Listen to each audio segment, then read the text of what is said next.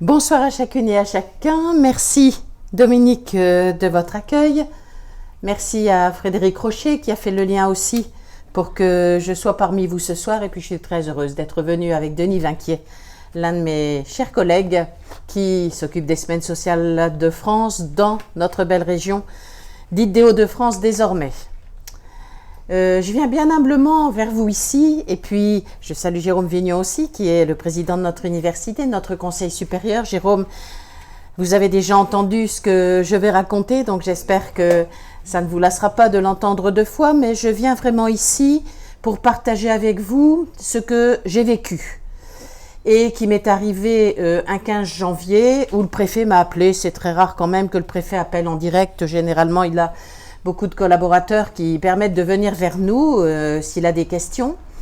Et là, la question a été extrêmement rapide. Voilà, j'ai décidé comme préfet du Nord, il est préfet des Hauts-de-France, mais là c'était bien comme préfet du Nord, donc on se situe bien dans le département du Nord, de nommer des garants départementaux pour assister au grand débat national. J'en avais entendu parler comme vous, j'imagine. Et voilà, j'ai demandé de combien de temps je disposais pour pouvoir prendre une décision et c'était pour l'après-midi. J'ai quand même pris langue avec le recteur de notre université parce que vous vous doutez bien qu'un 15 janvier, on a déjà un agenda qui est tout à fait plein pour les 3 premiers mois, mais j'ai été honorée, j'espère que, on peut mettre le mot entre guillemets, mais que ça ne va pas vous apparaître trop orgueilleux, mais honorée, pour quelle raison ? Eh bien parce que dans une université catholique, on sert son université, on sert en général la société parce qu'on est appelé dans un tas d'endroits, on sert, on l'espère, l'Église, et là, finalement, c'était un appel de la nation pour servir cette nation, ce qu'on fait les uns et les autres un peu habituellement, mais là, d'une façon plus officielle.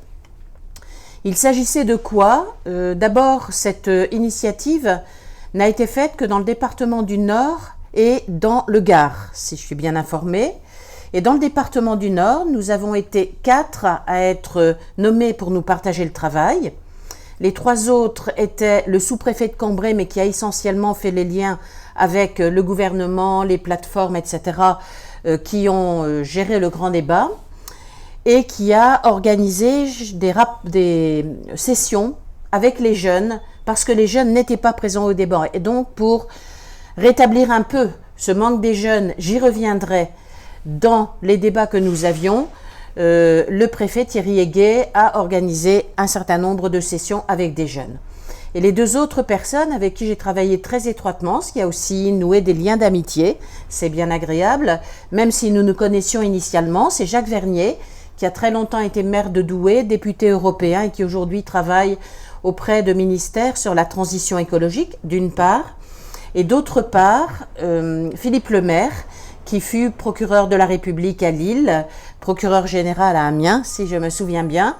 Et nous avons donc été 3 à nous partager la tâche, tout cela avec l'aide des moyens modernes de communication, puisque nous devions assister à le plus de débats possible dans le département du Nord, qui couvre le plus de thématiques possibles, sachant que nous avions 4 grandes thématiques que vous avez repérées. Vous pourrez bien sûr revenir vers moi sur questions, puisque l'on aura un temps de débat. Et nous étions également requis, ce qui était bien intéressant, pour aller voir des populations, pas nécessairement au pied de chez nous, pas nécessairement dans la grande métropole, pas nécessairement dans les grandes villes, mais aussi dans des petits villages, dans des coins plus éloignés, pour toucher différents types de populations. Ça, c'est au niveau de l'introduction, donc ça, c'était le 15 janvier. Nous avons eu une conférence de presse pour présenter ce que voulait faire le préfet du Nord le 18 janvier et le 21 janvier commençaient, ainsi que dans l'ensemble du territoire français, les grands débats. Nous ne pouvions assister qu'aux grands débats qui étaient officiels, c'est-à-dire qui avaient été déposés sur la plateforme officielle, et non pas à des débats qui auraient été organisés ici ou là.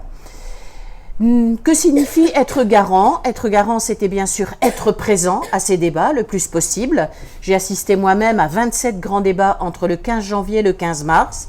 Et avec les 3 garants qui se sont partagés la tâche, nous avons couvert 83 débats dans le département du Nord et ensuite, bien sûr, partagé les conclusions et produit les synthèses. Nous devions être garants sur le fond et sur la forme.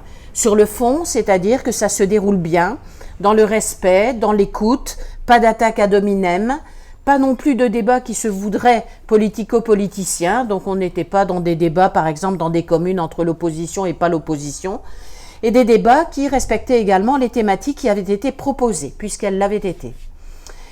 Ça, c'était sur la forme, et sur le fond, donc, le respect de ces thématiques essentiellement. Nous n'avions pas à corriger les très nombreuses erreurs que nous avons entendues, puisqu'il s'agissait de débats citoyens. Les erreurs, en quelque sorte, faisaient partie du débat. J'aurai sans doute l'occasion d'y revenir. C'était un des enseignements de ces éléments. Quand je dis une erreur, c'est que on prononce quelque chose, mais ça n'est pas la réalité des choses. Ou bien on dit il faudrait faire ceci ou cela, mais la loi ou le décret existe déjà et on peut le faire. Ou bien pourquoi y a-t-il un conseil départemental et un conseil régional alors qu'ils font la même chose? Eh bien non, ils ne font pas la même chose. Voilà différents éléments que l'on a pu entendre. Alors, et je pourrais vous l'adresser, puisque là, ça relève de ma plume, donc j'en suis responsable en quelque sorte. Tout cela a été remonté en plus sur les plateformes.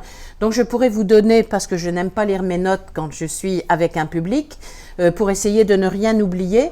Mais on a, chacun des garants, fait une synthèse qui devait remonter un peu ce que nous avons vécu, de qui était le public, quel était le climat, quelles étaient les tendances de fond, que s'est-il passé du côté des jeunes, qu'est-ce que l'on racontait dans les débats, y avait-il des différences d'organisation et de méthode. Et après, notre travail de garant également consistait à remonter pour chacune des rencontres une synthèse de la rencontre, c'est-à-dire que les organisateurs remontaient une synthèse et nous-mêmes remontions une synthèse de notre côté. Donc 27 débats, 27 synthèses, 83 débats, 83 synthèses.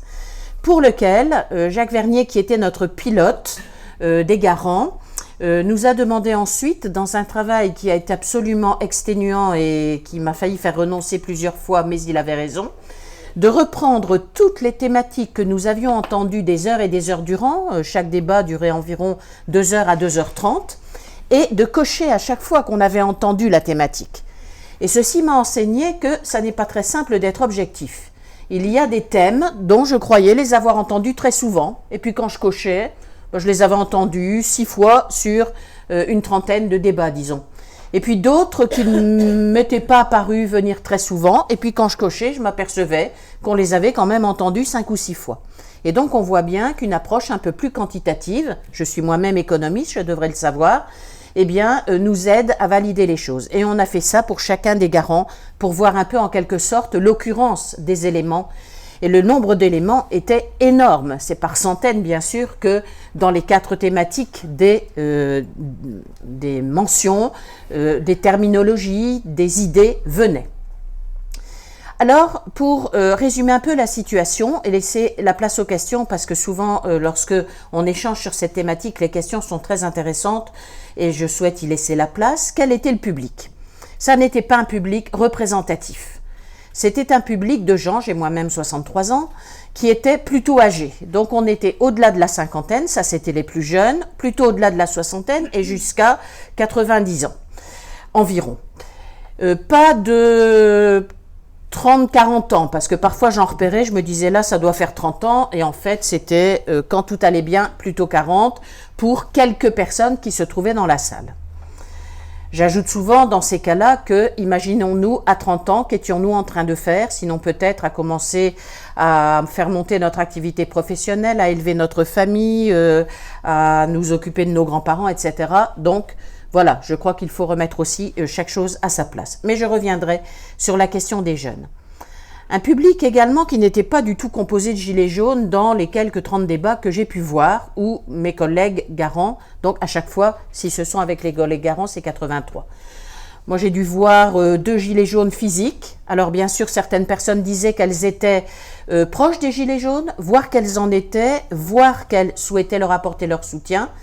Mais ça n'était pas ces thématiques-là. On était vraiment dans un grand débat national où les gens venaient pour débattre et en règle générale étaient contents de se retrouver ensemble pour échanger. Avec quelque chose qui a été beaucoup plus marqué à la fin de ces débats, c'est-à-dire que les gens avaient pris goût à être ensemble et demandaient que ces débats se poursuivent, quel que soit le fait que le 15 mars, il fallait s'arrêter. D'aucuns disant finalement autrefois on avait les cafés du coin, ou bien quand on sortait de l'église, on se causait, Maintenant, on ne se cause plus. On a des réseaux sociaux, des moyens de communication, mais on ne se parle plus. Et donc, j'ai trouvé que les gens prenaient goût au débat que nous avons rencontré. Ces gens venaient assez souvent parce qu'ils avaient des craintes pour leurs enfants et leurs petits-enfants. Ils l'exprimaient clairement, voire certains, ce sont des expressions que j'ai entendues, j'indiquerai quand ce seront des expressions, vous les retrouverez parfois dans mes notes, disant « j'ai la trouille au ventre pour mes enfants et mes petits-enfants et c'est pour eux que je viens. Pour moi, c'est derrière, mais pour eux, c'est devant. » Nous avions également un public qui était composé de gens dont j'ai eu le sentiment qu'ils étaient déjà ouverts aux questions qui se posaient. Ils contribuent à la vie citoyenne, à la vie politique locale, à la vie de la bibliothèque municipale, à la vie des écoles, quel que soit leur âge au demeurant. Donc même à 60 ans, on contribue à la vie des écoles. On n'a plus beaucoup d'enfants à l'école, mais on peut avoir des petits-enfants ou on peut en tout cas s'intéresser à aider l'environnement. Donc une certaine vie citoyenne qui était là présente. Pas mal de gens, je n'ai pas vu non plus de gens très riches ou des élites, je reviendrai sur ce mot élite que vous voudrez bien mettre entre guillemets, ni de gens très pauvres, sauf bien entendu lorsque j'ai assisté par volonté à une session qui rassemblait les personnes d'ATD Quart Monde qui au cours de différentes réunions préalables avaient dans notre département préparé un samedi après-midi complet où j'avais été invitée, où je suis allée avec plaisir. Là bien sûr c'était un public beaucoup plus précaire, un public pauvre, mais sinon pas d'élite entre guillemets, vous verrez pourquoi j'utilise ce mot, et pas de gens très pauvres. Des gens qui vivaient certainement des conditions modestes et dont on pouvait entendre dire comment vous faites pour vivre avec 800 € par mois, comment vous faites quand vous n'avez plus de quoi, je cite, mettre des raviolis dans l'assiette de vos enfants ou de vos petits-enfants. Donc des gens qui se battaient quand même avec la vie courante. Je n'ai pas entendu d'attaque sur le monde de l'entreprise n'était pas présent, sauf bien sûr lorsque je suis allée à une réunion invitée par le MEDEF qui s'était associé à la CCI Grand Lille ainsi qu'à la CPME, mais pas d'attaque sur les entreprises. Donc j'entendais pas de gens dire oui les chefs d'entreprise, oui ils gagnent leur vie, oui ceci ou cela. On reviendra peut-être un peu sur les médias. Sur les médias, pas d'attaque non plus trop directe, sauf que les gens regrettent le plus souvent de n'être pas bien informés et de n'être pas informés sur le fond des choses. Et finalement, je me disais, on nous donne l'écume des vagues, sauf bien sûr lorsqu'on veut lire une littérature plus approfondie, etc. Mais avec cette écume des vagues, on ne peut pas bien comprendre ce qui se passe. Or, que demandent les gens énormément dans les débats, c'est « expliquez-nous les choses, nous sommes capables de comprendre ». Mais ça n'est pas en nous donnant quelques informations comme cela rapides que nous pouvons les comprendre. Or, nous ne sommes ni des nuls, ni des cons, entre guillemets, je cite toujours, ni des idiots qui sommes incapables de comprendre, et c'est un peu pour cela qu'on nous prend depuis 30 ou 40 ans. Ce qui me fait souligner que ce public, bien sûr, venait à l'appel d'un président de la République et de son équipe, mais disait, Emmanuel Macron finalement, il a lancé cela parce qu'il avait les gilets jaunes. Parfois d'ailleurs, les groupes remerciaient les gilets jaunes que ceci fut lancé puisque ça permettait de débattre, mais c'est 30 ou 40 ans qu'il est en train de payer et pour lesquels nous venons débattre aujourd'hui. Donc finalement, je trouve, à titre personnel, donc ça n'engage bien sûr que moi, un public assez lucide sur le fait que ça n'était pas seulement les questions d'aujourd'hui, mais bien des questions qui venaient de loin et on verra un petit peu lesquelles elles sont. Donc un climat dont j'ai trouvé qu'il était respectueux et à l'écoute. Et les gens avaient tellement peur de violer en quelque sorte la charte et qu'on puisse les accuser de vouloir faire du prosélytisme ou de vouloir faire du débat politico-politique, etc., qu'ils étaient extrêmement respectueux de la charte et même ils s'autorégulaient, c'est-à-dire que quand l'un ou l'autre était plus virulent, il pouvait aussi y avoir dans la salle des personnes qui étaient tellement pas bien qu'elles explosaient un peu ou qu'elles n'étaient pas bien tout naturellement psychologiquement et les autres très gentiment les aidaient à sortir de la salle ou à se calmer. Mais je n'ai vu sur les 27 débats aucun débordement. Je crois que mes collègues ont dû en voir 2 ou 3 où il y a eu l'une ou l'autre manifestation de gilets jaunes et où il a fallu calmer un petit peu les affaires. Donc un public respectueux et qui s'écoutait. Parmi les gens qui organisaient cela, de tout, parfois des maires, parfois des députés, parfois un groupe de citoyens. J'ai vu aussi des citoyens uniques, une personne qui organisait quelque chose, quelques chefs d'entreprise ensemble. Alors je vous ai dit un MEDEF, une CGT, un ATD Carmonde, là plutôt des mouvements, mais un peu de tout. La place dans ce domaine des élus. Les élus ne voulaient pas apparaître dans un premier temps et dans tous les premiers moments des débats de façon trop importante, tellement ils avaient peur que justement on ne leur dise que c'était de la récupération. Et donc très souvent dans les premiers débats, ils restaient au fond de la salle, où ils venaient ouvrir et accueillir et ils s'éloignaient. Et pour les députés, j'ai suivi sur les 27 débats, 4 d'entre eux où il y avait des députés.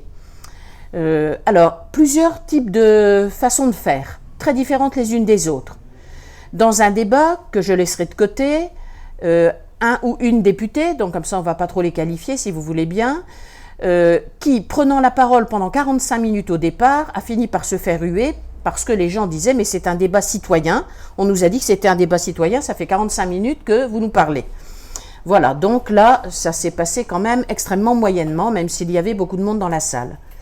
Dans un autre cas de figure intéressant, des maires qui n'étaient pas nécessairement très à l'aise et qui invitaient le député qui, à un moment donné, était appelé à faire la synthèse, par exemple si on traitait des 4 thématiques ou de 2 d'entre elles, à faire la synthèse de ce qu'il avait entendu et à répondre à quelques questions de la salle. Ce que j'ai trouvé intéressant, en tout cas dans ce que j'ai vu, parce que ça permettait de remettre les pendules à l'heure sur un certain nombre de questions où il y avait des erreurs qui étaient faites.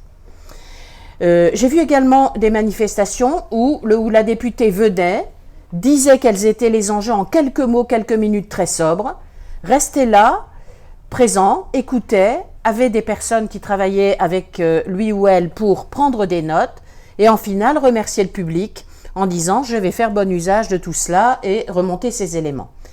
Et j'ai vu un 4e cas de figure qui pour moi est celui qui était le plus réussi dans toujours ce que j'ai vu seulement dans mon petit département et de l'endroit où j'étais. C'est un député qui avait suivi lui-même un certain nombre de débats, une dizaine, et pour chacune des questions, en avait fait sa propre synthèse et présentait en début quelques chiffres sur la thématique, sa synthèse et ouvrait le débat. Puis faisait la même chose sur la 2e thématique, puis sur la 3e, puis sur la 4e. Ce qui faisait qu'il y avait des éléments de chiffres et d'informations et de débats qui étaient apportés au public qui était là. C'était un public rassemblé un samedi matin en intercommunalité, donc plusieurs communes de l'environnement.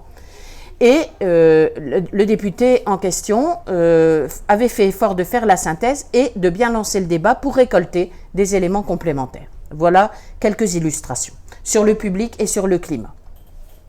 Maintenant, qu'est-ce que les citoyens ont à nous dire ? J'ai rencontré des citoyens dont je peux dire globalement que c'était plutôt des gens exaspérés ou qui en avaient vraiment ras-le-bol. Je mets tous ces mots entre guillemets.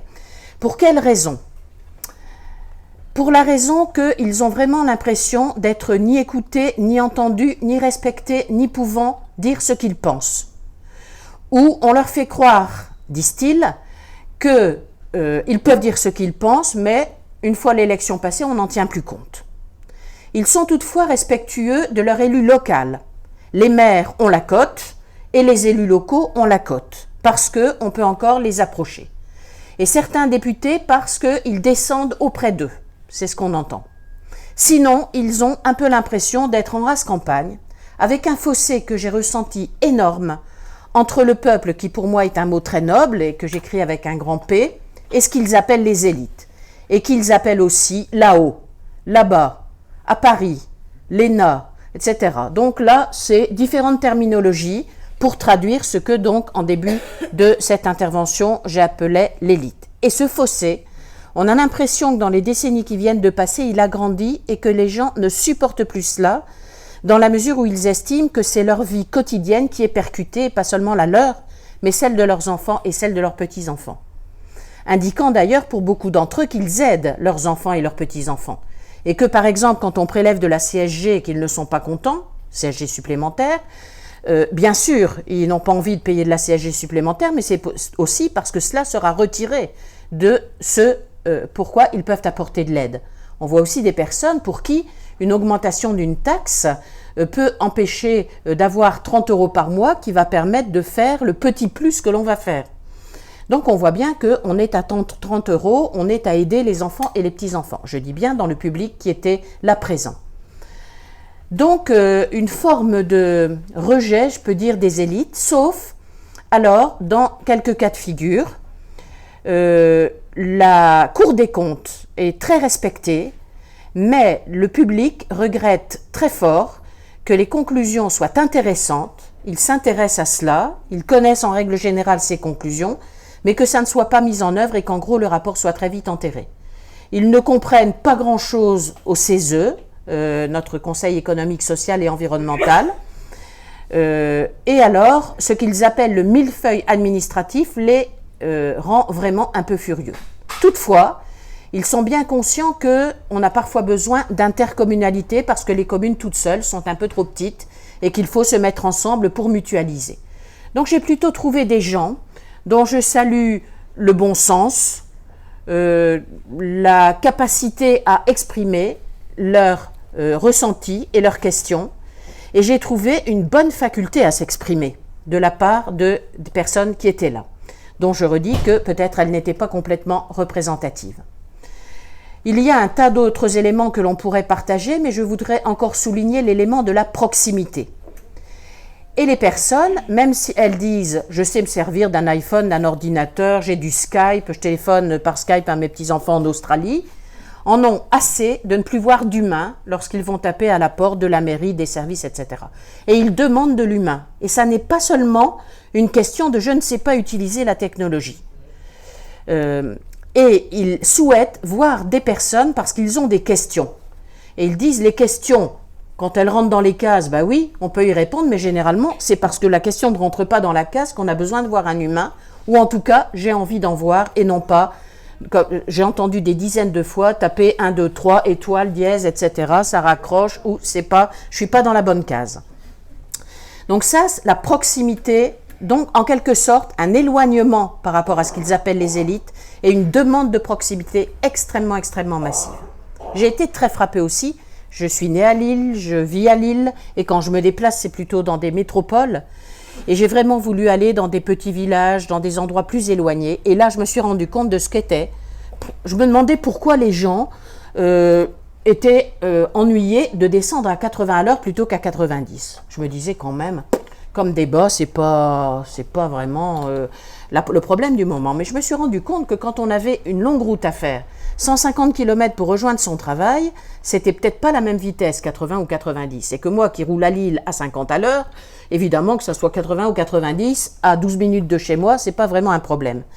Et je me suis rendu compte, parce que certains journalistes ou personnes qui m'interviewaient me disaient « Mais enfin, Madame Lebrun, vous le saviez tout cela ?» Alors je dis « Oui, je le savais avec ma tête, mais je ne le savais pas avec mes pieds ou en allant voir les gens. » Et là, je me suis rendu compte que aller voir les gens, parler avec eux et les entendre, c'est pas du tout pareil que raisonner. Et d'ailleurs, ces gens disaient, il faudrait faire des vies ma vie entre les élus et le peuple. Il faudrait, ai-je entendu, y compris à TD Carmonde, que M. Macron vienne passer 6 jours avec nous. Mais 6 vrais jours. Allez, admettons 3, disait-il. Mais il se lève à 4 heures, il mange comme nous, il mange pas parce qu'il n'y a rien dans l'assiette, etc. Donc il déroulait vraiment ce qu'on appelle, nous, parfois dans notre université, les vies ma vie, pour découvrir ce que vit l'autre. Et je témoigne que j'ai été complètement retournée, transformée, j'espère. Je viens moi-même d'un milieu modeste, je vis dans une famille modestement, j'ai dans mon environnement des gens modestes, mais quelque part, nous faisons quand même partie d'une certaine élite, parce qu'on a accédé aux études, parce qu'on est en métropole, parce qu'on peut avoir une voiture, voire deux, etc. Et donc ça m'apparaît vraiment un point capital. La raison est loin d'être suffisante pour comprendre les éléments de ces tendances de fond, concernant notamment la proximité. Les gens en ont assez également de la complexité. Plus ça avance, et plus pour eux c'est complexe. Et on ajoute des millefeuilles aux millefeuilles, et des questions, et des lois supplémentaires, et des règles supplémentaires. Ils ont du mal à y comprendre encore quelque chose. Un appel aussi à l'éducation et à l'instruction. J'ai souvent réentendu parler de l'instruction civique. Que dans nos écoles, dès la maternelle, on apprenne ce que sont les institutions de la République, ce qu'est l'écoute, ce qu'est le respect. Et ça n'est pas seulement chez les plus âgés que nous l'entendions. Je reviendrai également sur ce point quelques secondes avec les plus jeunes. Le respect, l'écoute, l'éducation, la demande d'information. Que les médias nous informent, que l'on creuse les sujets. Si on nous les explique, disaient beaucoup, nous sommes capables de les comprendre et nous sommes même capables d'accepter des choses qui, dans un premier temps, pourraient être relativement inacceptables. Donc, la question de l'aménagement du territoire m'apparaît extrêmement importante. Quand on vit dans une métropole, finalement, on n'a pas bien compris ce qu'était vivre loin, devoir rouler le matin, devoir se lever à 4 heures du matin, ne pas avoir de transport public, etc. Les gens sont préoccupés de la transition écologique. Ils savent très bien que nous sommes en danger. Et si on a affaire à des jeunes, parce que dans notre université, nos jeunes ont organisé un débat et j'ai écouté pas mal d'éléments venant des jeunes ici ou là, y compris sur les radios, où parfois les jeunes étaient interviewés, ou dans les médias où on parlait des jeunes, ils nous disent en gros à nous adultes, ne nous dites pas que c'est urgent, nous le savons. Et nous savons que c'est à nous quincombera la charge de résoudre ces questions. Alors, tenez-vous bien, je vous ai dit que j'avais 63 ans. Qu'est-ce qu'ils nous disent? De toute façon, dès que vous avez atteint 30 ans, vous n'entendez plus les questions. Parce que vous êtes déjà assis dans votre métier, dans votre famille, dans votre job. Donc, faites-nous confiance pour que nous avancions. Seulement, en tant que jeune, et je l'ai entendu dans ma propre université, où on a plutôt un public sélectionné, on va dire, même si ça n'est pas nécessairement notre souhait, ils nous disent, nous ne sommes pas écoutés, nous ne sommes pas entendus, nous ne sommes pas reconnus, nous n'avons pas la parole et nous n'avons même pas le pouvoir de nous exprimer, au sens répondre aux questions finalement qui sont posées. Et j'ai eu l'impression que ces jeunes, à un moment donné, de tout le début des débats, parce qu'ils se sont décidés vraiment en finale à venir dans les débats, ils ne se sont même pas sentis appelés comme des citoyens. Et à un moment donné, certains me disaient, est-ce qu'il ne faut pas les pousser à faire un débat? Je disais à ces personnes qui me posaient ces questions, non. Nous avons des jeunes qui ont entre 17 et 30 ans lorsqu'ils sont médecins ou théologiens. Ils savent qu'ils peuvent faire débat. Et nous leur avions dit, vous pouvez avoir les salles, on peut vous aider, on peut être présent à vos côtés techniquement, etc. Mais je pense que pendant tout un temps, ils ne se sont pas sentis considérés comme des citoyens qui avaient quelque chose à dire. Et j'étais extrêmement touchée, donc ils m'ont invitée à leur soirée, c'était le 13 mars, ça se terminait le 15, à la Catho de Lille. Et je leur ai bien dit, je ne viens pas comme président recteur délégué, là je suis bien là comme garant dans le département du Nord. Donc ce n'est pas la même personne que vous voyez. Et à la fin, ils avaient tellement bien organisé leur débat, en très peu de temps, en utilisant leur réseau, leurs moyens technologiques. Je ne suis pas du tout une technologue et je ne me débrouille pas trop bien dans ces domaines-là. Je me disais, parce qu'ils avaient annoncé 30 minutes pour faire remonter le travail de 16 groupes, ils vont se planter, 30 minutes, 16 groupes, c'est juste pas possible. Ils ont parfaitement réussi parce que tous leurs ordinateurs étaient connectés et donc ils ont remonté leur synthèse et ils ont fait ça avec beaucoup d'intelligence et de responsabilité. Et je les ai félicités à la fin, je leur ai dit ce que j'avais retenu de leur débat, que nous pouvions faire confiance et que nous devrions sans doute davantage lâcher prise vis-à-vis de ces jeunes à qui nous voulons confier ou nous essayons de confier le monde de demain. Et le lendemain, ils m'ont écrit, j'en ai encore rediscuté avec eux ce vendredi soir parce qu'on recevait la Fédé des étudiants qui rassemble l'ensemble de nos bureaux des étudiants. Et ils m'ont écrit le lendemain, nous avons été extrêmement touchés, nous ne pensions pas que nous pouvions être utiles, ni que ce que nous disions pouvait être retenu et intéressant. Je peux vous assurer que j'en étais extrêmement émue, parce que ça veut dire quand même que ces jeunes, c'est l'impression qu'ils ont. Et je ne pense pas qu'on soit la pire des universités dans ces domaines-là.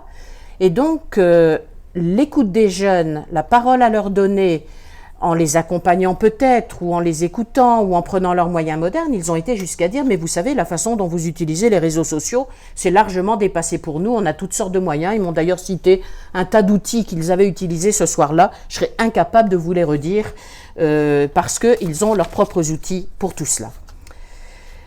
Voilà pour l'essentiel de ces débats. Je souhaite, si vous en êtes d'accord, Dominique, peut-être arrêter là pour laisser la place à des questions. Vous en avez peut-être.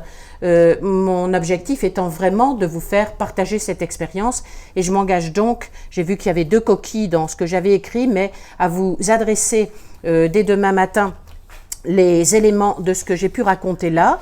Notamment, il nous avait été demandé par notre pilote Jacques Vernier, c'est intéressant également, non seulement de donner notre ressenti sur tous ces éléments, mais également de donner quelques phrases chocs, ou quelques phrases savoureuses, ou quelques déclarations plus originales, ou quelques idées paradoxales. Par exemple, il y en a peu que j'ai relevées parce qu'on a essayé de ne pas faire de doublons.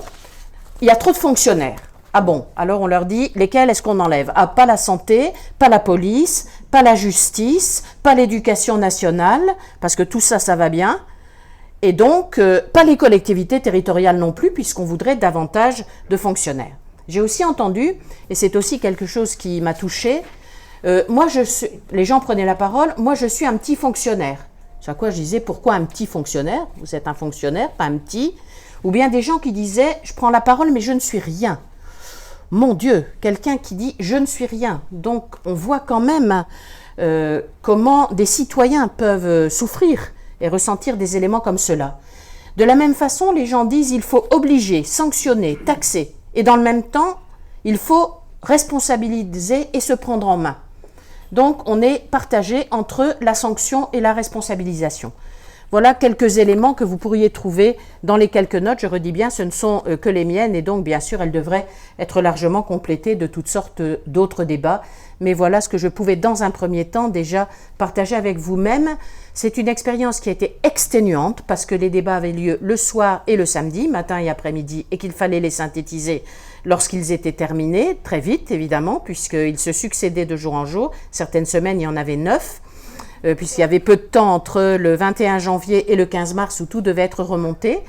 Mais c'était une expérience qui, pour moi, a été passionnante, très enrichissante et retournante au sens d'une conversion humaine en découvrant l'autre et les autres, ce dont je remercie ceux qui m'ont appelé finalement à faire ce travail pour notre nation. Je vous remercie.